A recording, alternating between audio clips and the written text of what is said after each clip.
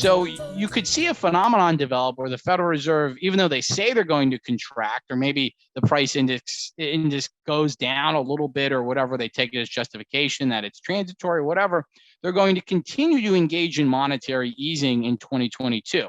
And the more they do that, the more prices will continue to go up. There's a chance that you could see somewhat of a political business cycle, very similar to what happened with Richard Nixon in 1972. He pressured the Fed to keep the economy juiced up in time for his reelection in 1972.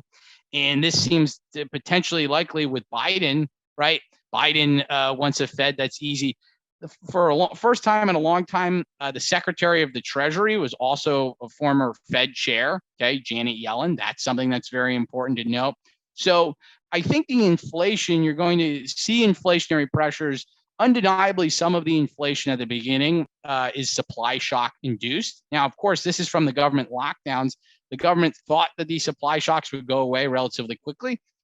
They have misestimated the severity of the government lockdowns. They simply thought the economy was like a light switch. You can turn it off, then you can turn it back on, and everything's great. But now people are starting to develop inflationary expectations. People have all of this cash that they're going out and spending.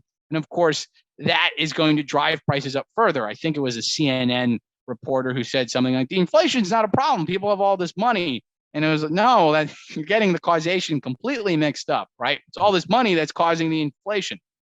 So I think inflation there's a potential that it can remain at relatively high levels that people are uncomfortable with.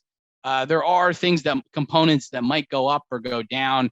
In the short term, I think gas prices are somewhat stabilized, but rent prices are going to continue to go up and be reflected.